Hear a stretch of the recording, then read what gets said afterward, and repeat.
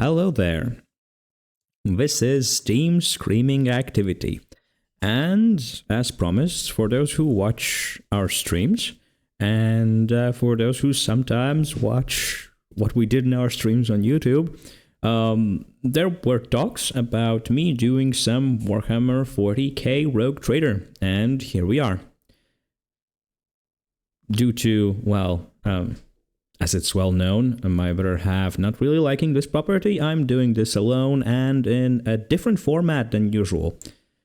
This is going to be a Let's Play. I'm going to play through Rogue Trader, not on stream, but uploading this as series on YouTube, where you can, well, find them and watch them. So, let us start, shall we? As I'm playing, well, not right after the release or during the release day, a wee bit later, I did some test games. There are no other scenarios as, well, main story. And, oh boy, it's a long campaign. So, let us start. For difficulty, I'm gonna pick Daring. It is the closest to the tabletop. And, well, I do like a bit of a challenge. If it's going to be too easy, I will rock up the difficulty a bit, because I have heard that during late game becomes easier as you level up. I saw something like that, and here, full disclosure, I have played beta.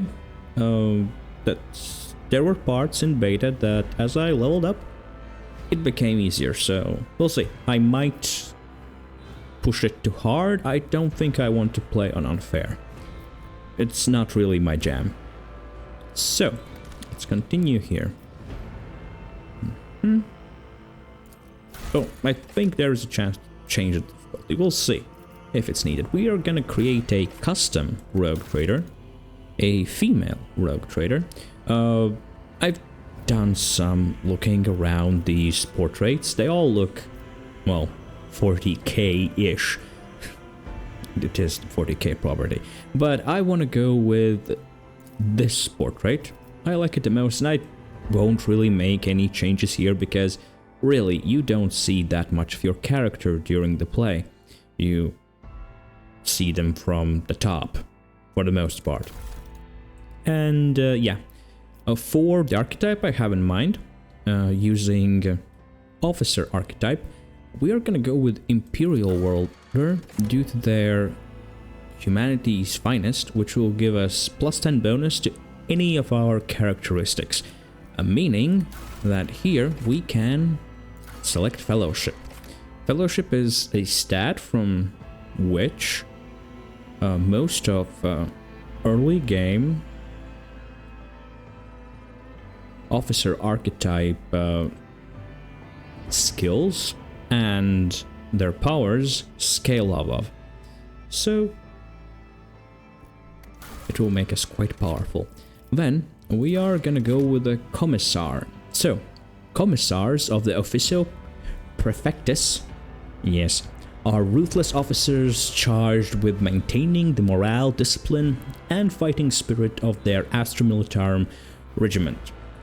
You used to be one of these faithful servants of the God Emperor, a living symbol of Imperium authority, regarded with a mix of fear and awe by their subordinates. We are going to go with this archetype, but we are gonna, well, we're not gonna play it straight. Well, you see why. So, we will gain some fellowship bonuses, weapon skill bonuses, but yeah, this is a bit redundant because we are gonna go mainly with ballistic skill. So weapon skill here is what you use. It's a characteristic that you use for close combat, like using swords. But we are going to use guns. So here we are going to go for our triumph. An illustrious glory.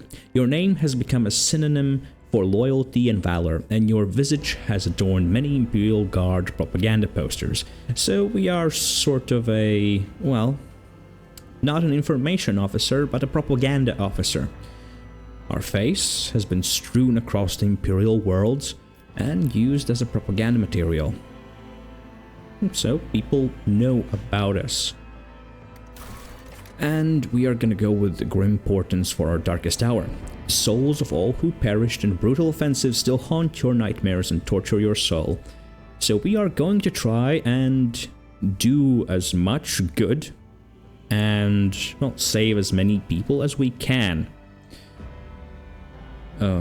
So that's, well, that might put us at odds with Imperial Creed at some point. We'll see. So yeah, as for archetype, as I already mentioned, we are gonna go with an officer. This will round out our starting party, because in our starting party we don't get an officer character. And yeah, I like things that are even. Let's just say balance is very nice. So yeah, officers. Officers use their willpower and fellowship to improve the combat capabilities of their allies, turning them into even greater threat on the battlefield. As for core focus, we can give our allies extra turns, buff them, rescue them, and give them momentum, meaning we can more often use our ultimate abilities, which we gain when momentum reaches, I guess, 200, if I'm not wrong. There was a barrier there, I need to check that out, but we'll see it during play. Yeah, so our keystone feature that we are gonna use is Voice of Command and Bring It Down. I can't really, it's weird that I can't show you what they do, but we will see soon enough. Oh, I will show you soon enough. And the Finest Hour ultimate that allows us to give our allies full extra turn without limits to their attacks. So that is pretty great ability. We can turn the tide on a larger force quite easily with this in early game. I'm not sure about late game, but early game, this is a killer. And our main characteristics are, as mentioned, fellowship, willpower, toughness, weapon skill, and ballistic skill. As for skills, I know weapon skill and ballistic skills, not skills, but that is something they have gotten from the tabletop. And here in our skills we have Persuasion, Commerce, Coercion, Carouse, and Lore Imperium. Persuasion, Commerce, and Coercion are, well, mostly negotiation skills. You can think of Coercion as, well, intimidation if you play D&D. Commerce is not exactly deception. It does not have an equivalent in D&D, but there are some checks related to commerce because we are, well, a rogue trader, basically a uber rich person who can lay claims to things, trade, and, well, be a, call it a thieving baron. Something along those lines, but we'll see how this plays out. Now, regarding our characteristics, we need to improve our fellowship to the maximum to reap the benefits of our class.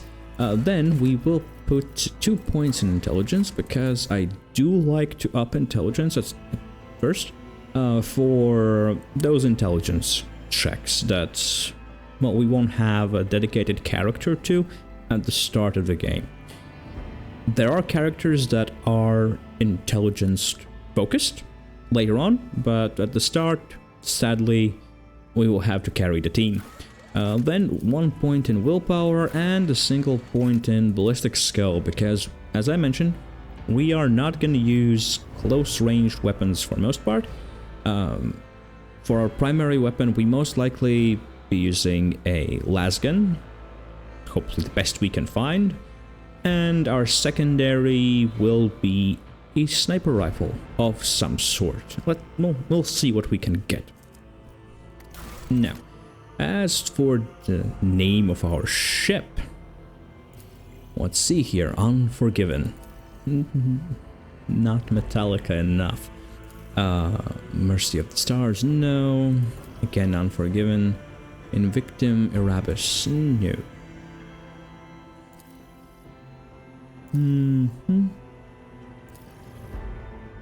Harbinger of War, that would have worked, but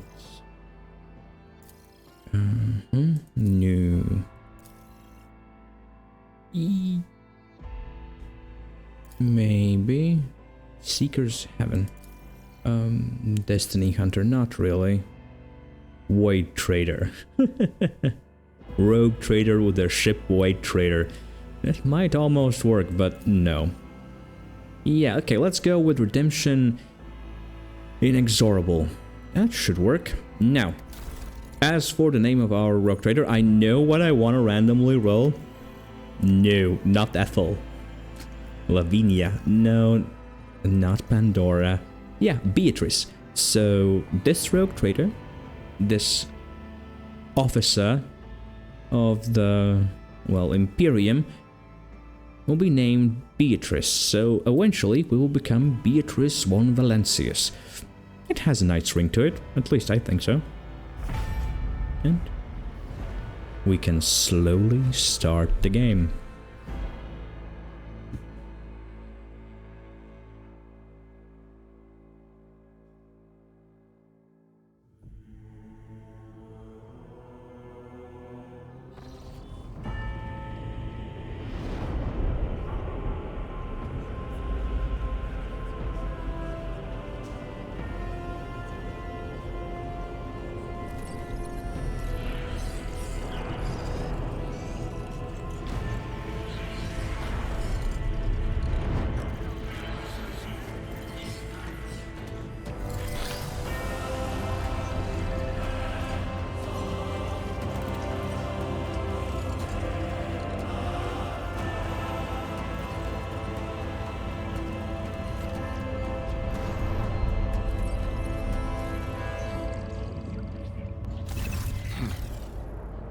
Excellent place for contemplation.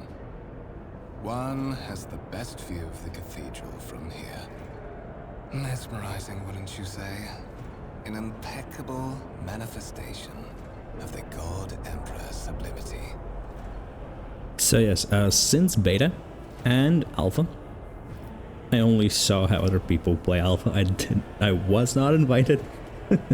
They have added voice acting to some characters, not all, and I will most likely have to do some voice work myself. I'm quite happy about it, because I definitely know how the narrator sounds, and it's quite sad that they do not have, well, taken a cue from Valerian and used a narrator, because the text they have in narration is pretty interesting, and, well, it's a bit of a loss for them. So, as for our character, Beatriccie has seen a lot on battlefield, and, well, let's just say that she's a bit disinfected by the Imperial glory, so all this ostentatious luxury, this laughable pretense, it is enough to make one think that the architects meant to compensate rather than glorify.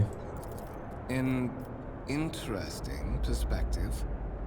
However, allow me to offer you a bit of advice. In the interests of your own well-being, you should frame your thoughts with greater piety. Demonstrating such a lack of care when choosing your words might be viewed by certain people as evidence of insufficient trepidation before the God Emperor, the master of humanity. Oh my. So, as for these... yeah, I prefer to serve by acting, not speaking. That is commendable, quite so. However, there are many, many who believe that toils in his name start with diligence in choosing one's own words. Remember that when next you are presented with the privilege of conversing about him with loyal servants of the Imperium. Honestly, here I would like to have a dialogue option with when next I'm privileged to converse about God Emperor with loyal servant? Question mark? Well, we'll see. Allow me to introduce myself. Kunrad Voigtvir, Master of Whispers, in the employ of her ladyship rogue trader Theodora von Valenciuss, at your service. I haven't had the pleasure of speaking with you in person before. Divisional Commissioner of the Officio Prefectus, Beatriccie Senator. My regards, Commissar. Finding you was a difficult task given your parents' fate, and your upbringing in the Schola Progenium. Truly, our meeting is an act of providence, is it not? Sure, buddy. I will be frank with you. You may forget your past titles, no matter who gave them to you, or what their origins are. From the moment you and the other candidate were brought aboard this void ship, your fate changed. You now serve Lord Captain Theodora von Valenciuss, and carry the burden of an heir of this house. Henceforth, you share your dynastic name with her ladyship. Bear it with honor. Lord Captain? A strange title for Lady Theodora. Such are the traditions of the Imperial. Lord Captain is the title that was established in the annals of the Lex Imperialis, at the time when the first rogue traders entered the Gold Emperor's service, and therefore, it is sacrosanct. Have a curious title, Master of Whispers. What are your responsibilities? To put it plainly, I am the head of the network of spies and informers who serve the interests of House von Valenciuss. I uncover weak links both among Lady Theodora's retinue and in the ranks of her rivals. I eliminate our vulnerabilities and exploit those of others. You say I am one of Rogue Trader's heirs, so there is another candidate. There is, and you will meet him soon enough. I assume you had some goal in mind when you decided to seek me out. Let us address it. But of course, I have come to invite you to a meeting with Lady Theodora. I imagine you have many questions for your patroness, and I'm sure she has just as many questions for you. It is regrettable that you haven't yet had an opportunity to speak. It has been an arduous voyage thus far. The Lord Captain and Master Ethelthrad von Valenciuss are conversing on the observation platform. Let us join them there. Alright then. Let's follow our guide, Kunrad, off the deck. I know most of the controls, so yep, I'm just gonna skip right through these. We can check around the officer deck, so, yeah. A massive conference table, obviously crafted from real wood, a resource of incredible value aboard a void ship. Yeah, we can pull up the log here, otherwise most of this text will go away faster than I can read it out loud. So, yeah. So let's... Oh, there are some buttons. Show data on the wood screen. The sacred mechanisms has been interfered with. Without due reverence, the duration of the data processing cycle has tripled. Oh, poor engineers, or agencyers in this case. They are quite a religion. Religion of technology and science. So, some nobles going... Oh. Praying for the Emperor's kindness, but we don't really care about them, do we? Let's follow our guide here. Autosave. I actually wanted to save. This game has had a couple of, you know, not hard crashes, but bugs that had me reloading the game, so we will be saving quite often. And yeah. It's not a buggy mess, but there can be some issues. Let's continue. Through the door. One of the fond Valenciuss trophy rooms. Perhaps you would like to take a look around after your audience with the Lord Captain.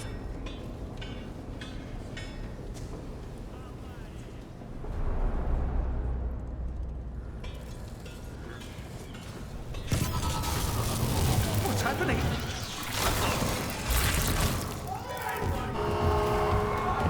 Run!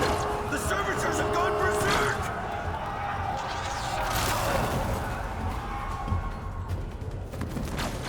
And this, my friends, is how shit hits the fan. Yeah, I know about battle controls, please and thank you.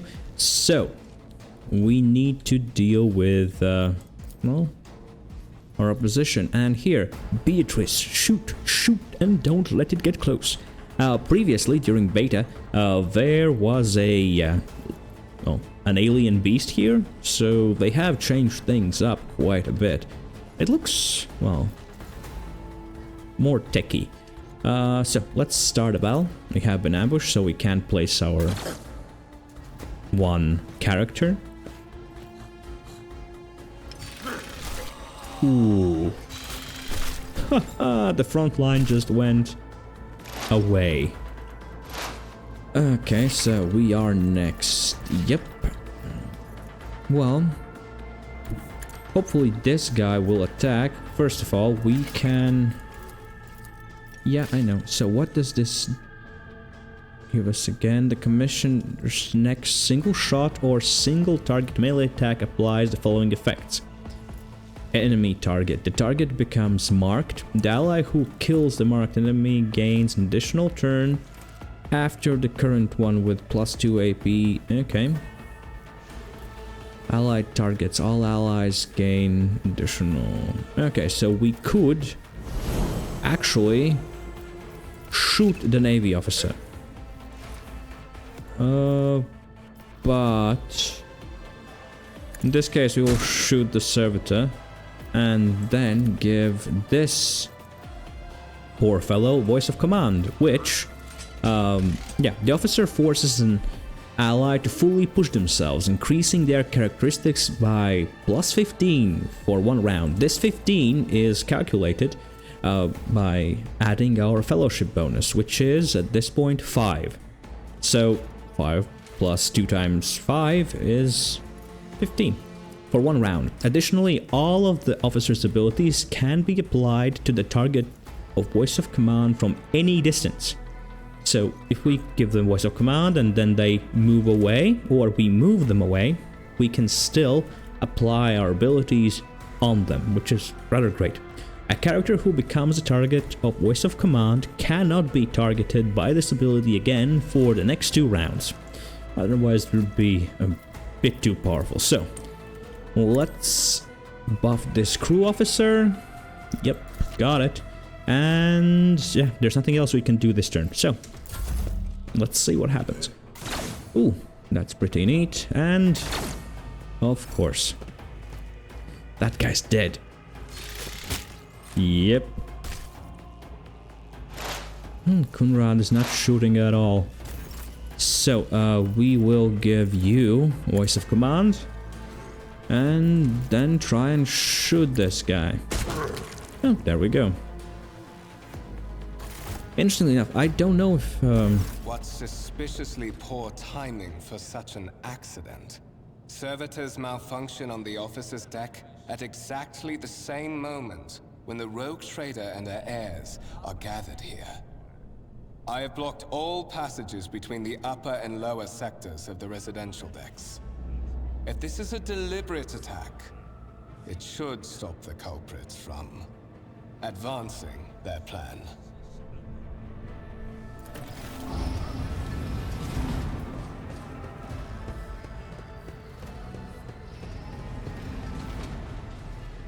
spread out. No one is allowed to enter the premises. I'm afraid I must remain here. For Lady Theodora's safety, I have to oversee the execution of these orders personally.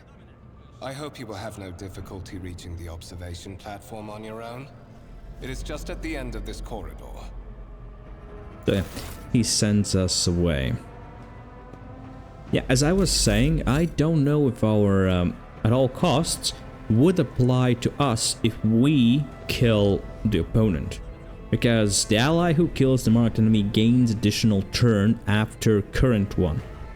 So if it would be us, it would be rather interesting, but in most combats, it most likely will be one of our team members. So there's nothing to loot at the moment, but we can still check things out. The wires in the servitor's head are still smoldering. It would seem the cause of this malfunction was the short-circuiting of the motive force. Motive force meaning electricity. It shorted itself. So, Tarantula Sentry Gun. Constructed with the blessing of the Adeptus Mechanicus using standard template construct in the Manufactorum of Chiava Gamma. Sorry. Oh, Chiava Gamma. What's here? Limastra's battle tank reclaimed and restored by the grace of the God Emperor. The first to breach the capital walls during the pacification of Wartes Tan. Or is it Chtan? I'm not really sure how to pronounce that one. Then we have some shinies here. A violet alloy. Yeah, a violet alloy which, upon closer examination, turns out to be a handcrafted object. Symbols carved with primitive tools are visible on the surface. Heretic. And what do we have here? A black shard resembling obsidian. If you look closely, you can discern a strange, barely perceptible glow inside the artifact. A massive golden amalgam, interspersed with sparkling particles. Oh my. A stone on a pedestal is no doubt solid, but its surface shimmers and changes hue, as if someone has captured a piece of turbulent sea within the rock. Huh, interesting. The writing is... no. Good is not the right, appropriate term. It is very descriptive. A strange object resembles sea coral. The porous surface is pitted, a sign that it has been underwater. And lastly, a grey-green crystal with white veins. A low hum can be heard coming from the artifact. Grey-green crystal. It could indicate a few things, but yeah, I don't really know. Let's see. So again, we can see the size of the ship. It being almost, well, it really being just a grand cathedral in space, strapped to an engine. Actually, let's see if there's anything else here. So, some commands are being given. I see you raise your head again, and I'll hand you over to decrease for servitorization. So, basically that means lobotomization. We already see servitors, those were living people, and now they're just lobotomites. Ooh, what's this here? Ooh. The lifts carrying people around the decks move with loud, grinding noise. This is something new. Yet these lifts almost look like a small churches. So yeah, something has already fallen there. What do you have to say for yourself? I beg your pardon, your ladyship. After the incident with the servitor, the passage is closed until the arch-militant says otherwise. Okay, fair enough. More statues of, I guess, ex-rogue traders, or maybe the first one. A monument dedicated to one of Valenciuss dynasty acquisition of the warrant of trade, a symbol of the power and special role of rogue trader in the service of the Imperium. I see, so this might have been the first one Valenciuss. The first rogue trader of our dynasty. Okay then, so technomats, I still don't see... aha, there we go. There is Lady One Valenciuss. This is simply irrational, Lady Theodora, says a man dressed in peculiar garb, his voice tight with tension.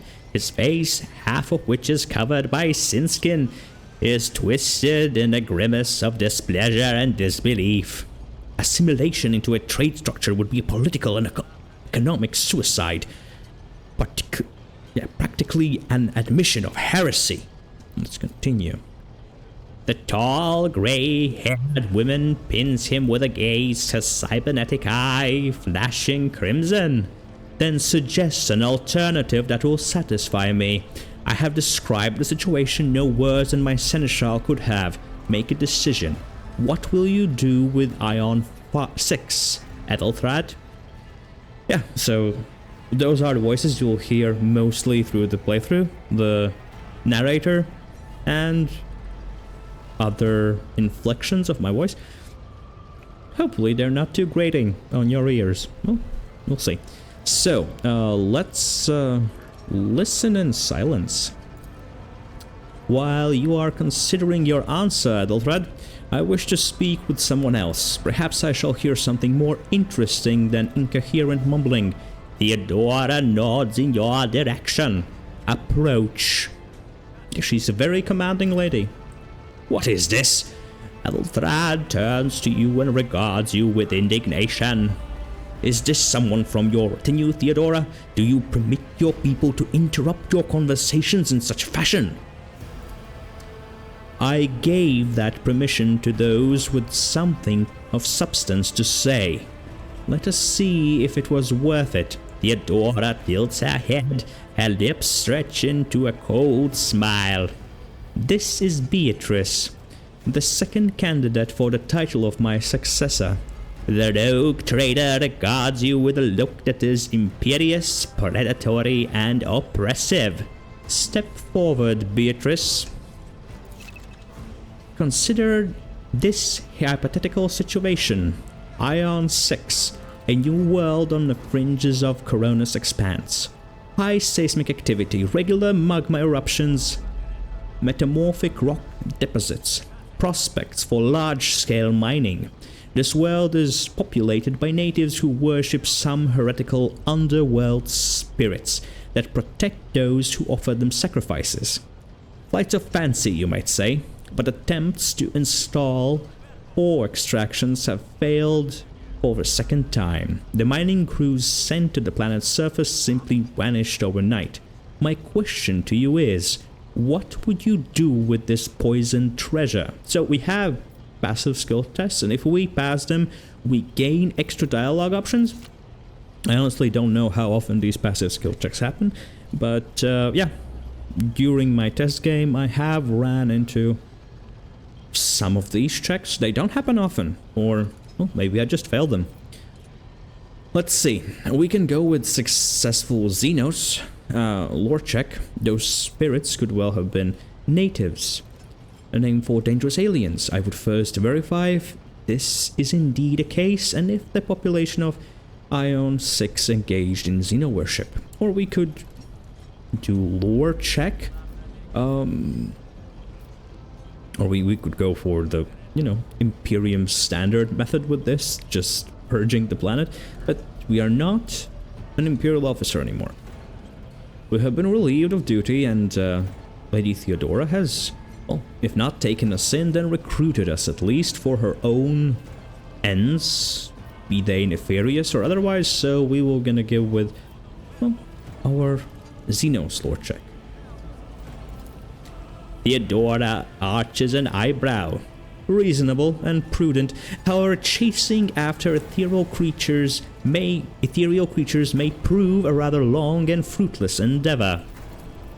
Ethelthrad scoffs. Apart from Xenos, an untrodden planet might be teeming with myriad horrors that are far more dangerous and difficult to eradicate.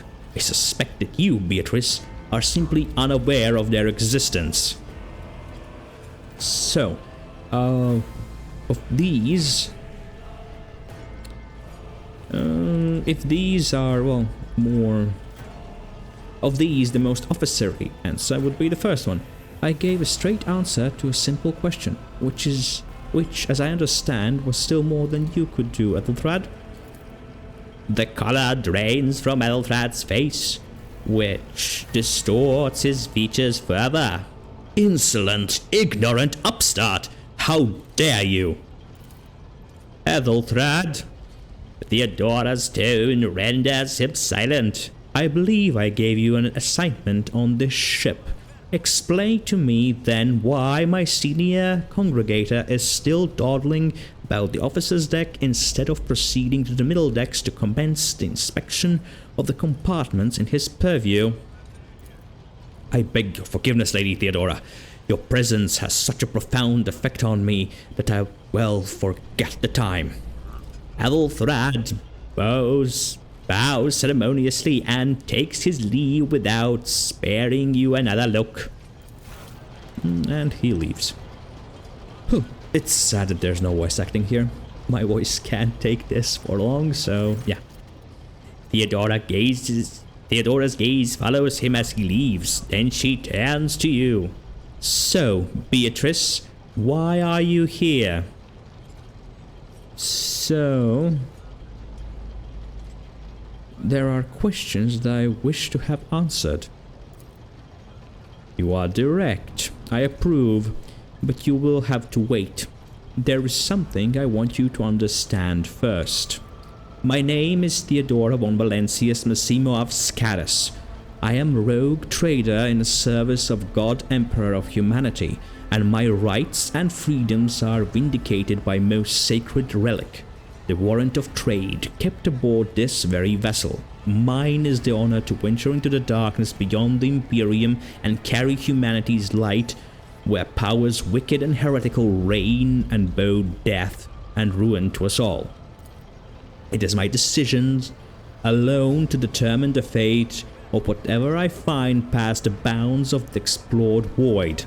Every world I discover, along with all there is to find there, resources, people, riches and mysteries, is mine by right. I command millions of lives, rule over numerous planets, and possess fortune that no planetary governor or commander could dream of amassing. And you, Beatriccie, are one of those with the von Valenciuss blood in their veins and rightful claim to this inheritance when the hour comes. One of? Does this mean there are other heirs? Well, we sort of asked this question once, but, well, let's get affirmation from Theodora, and maybe there's someone else besides Ethelred. Naturally, some have yet to arrive on board, but you have had the pleasure of meeting one of them. Ethelred may be somewhat disconcerted by the scale of the responsibilities that may potentially fall upon his shoulders. However, I have a good feeling about him as a candidate. Blood right alone is not enough to earn the high honor of becoming bearer of warrant of trade. Nonetheless, your abilities and talents may yet prove useful, if not for the role of Lord Captain, then for that of their closest ally. Theodora sighs and looks away pensively for a brief moment. Alas, even those responsibilities can at times be too challenging for those who share your blood. Kunrad Voigtvir served me for many years before he made his mistake. So, if you're satisfied with Ethelred, then what sense is there in having this conversation? Why are you wasting your time on me? Theodora shakes her head. Impatience. I'm rather fond of impatient people. They are not as quick to resign themselves to circumstance and more eager to show initiative. There. Even if I do choose Ethelred as my successor, I will still require loyal advisors. These skills and knowledge you acquired in your former life may prove invaluable here in Coronis Expanse. Once you were Commissar of the Imperial Guard, a political officer who was not afraid to face her own death or to send her underlings to theirs. Resolve, faith, implacability. All of it gives one unique perspective when presented with a situation where a less steadfast individual could falter.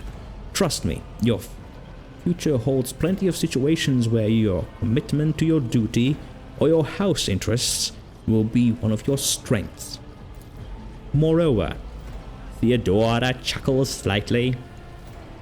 Even changing your family name will not rid you of the fame you previously garnered. I hope it will also help you bring glory to one Valenciuss dynasty, to which you now belong. It's nice that we have these small referrals to our choices in the character creation. I guess, well, at least I've heard that, well, depending on your origin and on the choices you made there for the Triumph and Darkest Hour, there might be, well, more such little reminders, tidbits of information. So, did I hear correctly? Master of Whisperers is related to you? His kinship to me is most distant, as is yours. Nonetheless, he does bear the name von Valenciuss, even if he avoids using it publicly, and as such, strictly speaking, can be considered my heir. That door, however, is closed to him. Voigtvir's performance in his current role is satisfactory, or it used to be, at least. So, let's go with 6. Thank you for clarifying. May I ask my questions now? A walk's affix to Theodora's attire suddenly comes to life, but all you can hear is unintelligible noise. Theodora winces, shuts off the transmission, and gives you an imperious nod. I have some time before Navigator gives the signal to initiate the void ship's translation out of the warp, and my presence is required on the bridge. We are, well, Commissioner, so I think, at least I would like to think, that we have traveled through the warp before, so the first question just falls away. Let's talk about an incident that took place just recently. An incident took place on officer's deck. Some servitors went berserk and attacked the crew. Is that so? Perhaps the technomats were careless during maintenance, or it could be the warp playing tricks on us in spite of the gala field. Or perhaps there's something to all the stories about the ship being possessed after all. Theodora laughs nonchalantly. The grey-haired officer gives the rogue trader a look of cautious disapproval. Lady Theodora, for the gods' emperor's sake, surely you do not intend to start repeating idle rumors spread about by uneducated riffraff. Enough, Abelard. Such heresy amuses me. Idira eagerly retells me everything she learns from the whispers of her unseen advisors. She turns to you. This ship is thousands of years old. It has taken enough hidden nukes, malfunctioning cogitators, and unused compartments to make ignorant folks speak of specters dwelling inside the bulkheads and plotting against those who yet live. So, where is your ship headed? Well, that's useful information. We might need to know. The Ricard system, the domain of rogue trader Winterscale, one of my peers and rivals. Only 3 rogue traders exist in Coronis Expanse, and each of them possess resources comparable to mine. Perhaps you will one day assist House von Valenciuss in surpassing both of them in affluence and splendor. I set the course for Ricard on demand. Theodora grimaces. She gives you a stern look, then shrugs. For a very specific reason. Perhaps I shall yet apprise you of the purpose for this voyage, but now is not the time. So much text. I like reading, but reading out loud is doing wonders to me. Okay, what are my current responsibilities? Observe, learn, absorb. It will take time for you to find your bearing aboard this vessel and in your new position. Eventually, I will find a post that suits you, as I did for Elfrad. Until the time comes, consider yourself my aid. Okay. Fair. We're not gonna grovel before her, so... I have no more questions. In that case, I shall head to... Theodora's Walks awakens once more. This time you pick up shouting. Lord Captain freezes listening to the Walks cast, then nods and draws her weapon. Disturbance reported on adjacent decks. Seneschal, if a need arise, protect the new blood. She glances at you. It is possible that the chance to prove your worth may present itself sooner than you may have anticipated. And there we go.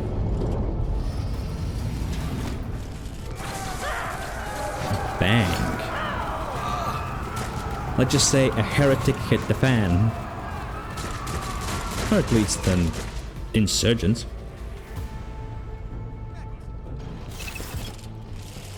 Yep, initiative. We have again been ambushed and Theodora goes first. Here is the initiative list. And, well, we go distance 7th, so it will be some time before our turn.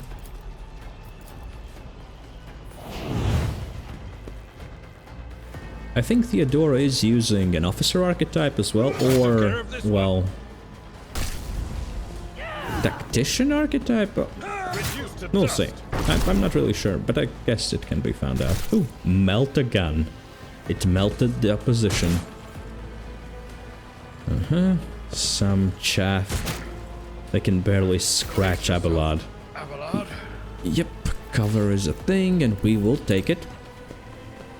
Now, what we want to do, we want to use this ability at all costs, and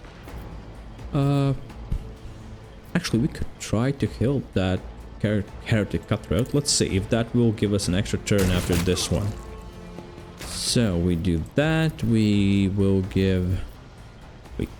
they're already all under kill them all. And due to that, I guess we can't give them our voice of command. Oh well.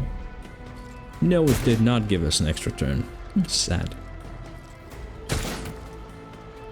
So it does only give extra turn to our allied fighters. Good to know. For the future.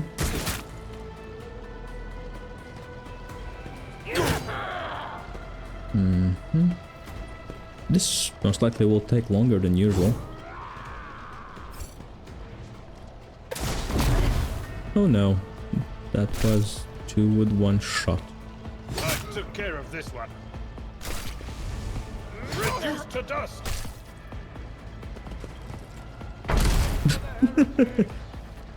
God damn it, melt again. Positive effects, that's just fine. Let's see, can we... Yeah, just 30%. I could move closer. Okay. Let's hide behind the bookshelf and see if we can... No, we can't hit them better. Well, let's see if 30% does it. No. Oh well. Are we the target? No. Oh, we are. But they do hit the cover. And Theodora does her thing. One fewer target. Ballistics and Mort. God damn it, that melt again. It just melts the opposition.